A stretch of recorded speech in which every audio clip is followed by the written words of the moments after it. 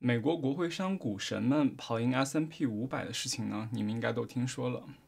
最近呢，Senator Mark Winnie Mullin 股票交易非常频繁，大多数呢是卖出，唯一买入的是 Applied Materials（AMAT）。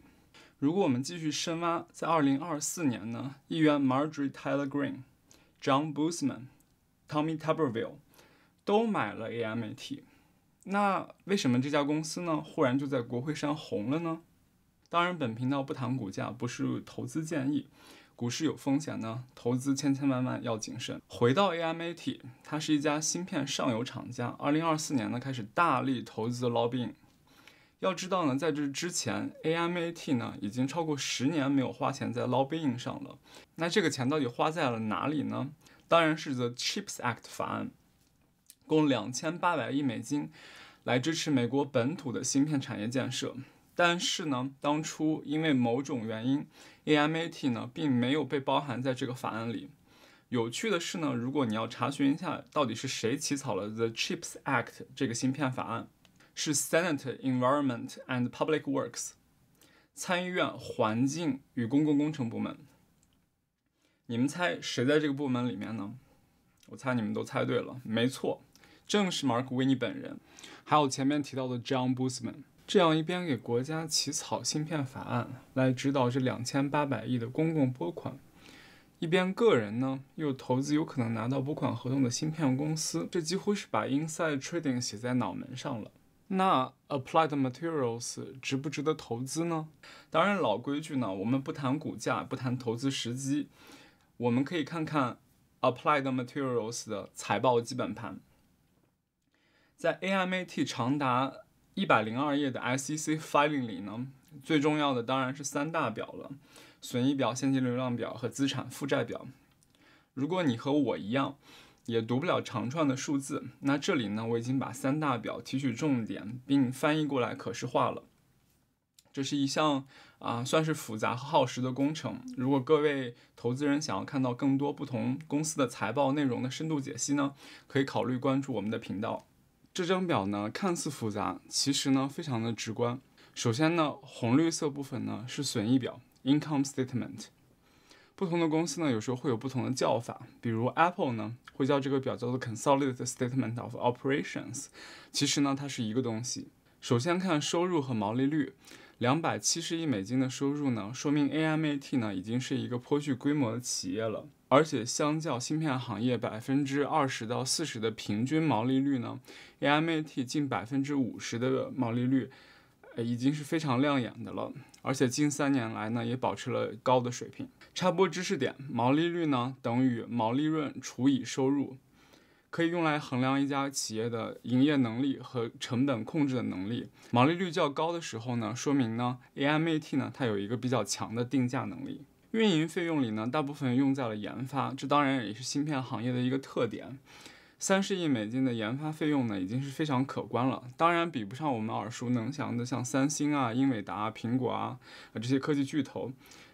但是呢，可以拿中国2家比较出名的企业来作为对比呢。比如说华为呢，1年的研发费用大概在200亿美金左右，小米呢。我查到的数据大概是15到20亿美金呢。那 AMAT 的这个水平呢，大家可以自行判断。值得一提的是这里的所得税，这个税率大概是12%，远低于美国联邦层面的21%。也就是说明 AMAT 或许享有一些特殊的优惠政策或者是税务补贴。最后呢，净收入来到了近72亿美金，营业利润率和 EBITDA 比率呢，自2022年来呢都略有下降，虽然仅有1到2个百分点，但是呢，这个也可能会引起投资人的一部分担心。净收入的近72亿美金呢，流入现金流量表里，这边都是一些比较常规的项目。值得一提的呢是股票薪酬，也就是说发给了员工的福利，是留住员工的一种手段，特别是在竞争激烈的芯片行业呢，这是一个好的现象。要说一句，股票薪酬加上发行的普通股呢，仍然远低于回购的股票。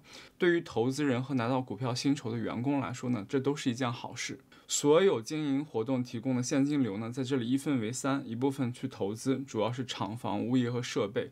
非常正常。不过一般呢，之前的投资会产生一些收益，这里并没有看到。然后是融资的部分，可以看到呢，大部分的融资金额呢都去到了股票回购和支付股息，这当然对股东来说是喜闻乐见的。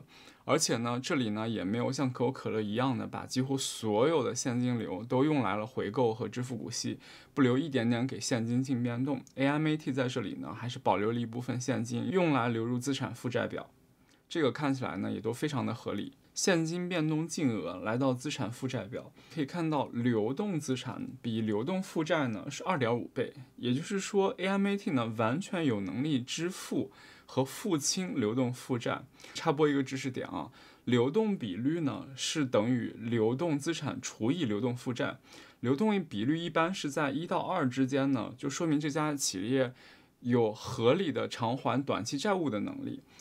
小于1呢，可能呢近期呢还债压力就比较大了。但是呢，到了 AMAT 这里呢，我感觉它甚至有一点保守了，因为流动资产呢甚至可以覆盖整个负债总额，资金的利用率呢可能还有待优化。非流动资产这里呢，芯片材料公司呢、生产线呢、硬件设备呢都需要非常大的投资。当然呢，这个固定资产是合理的。AMAT 作为一家龙头企业，商誉 Goodwill 较高，那也是一个比较合理的范围。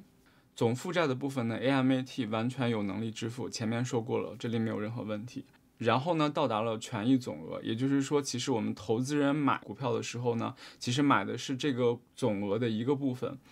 权益总额比资产总额呢是 equity ratio 权益比率 ，AMAT 呢甚至达到了55%，这个在资产密集型的芯片行业来说呢，其实应该是一个非常高的水平。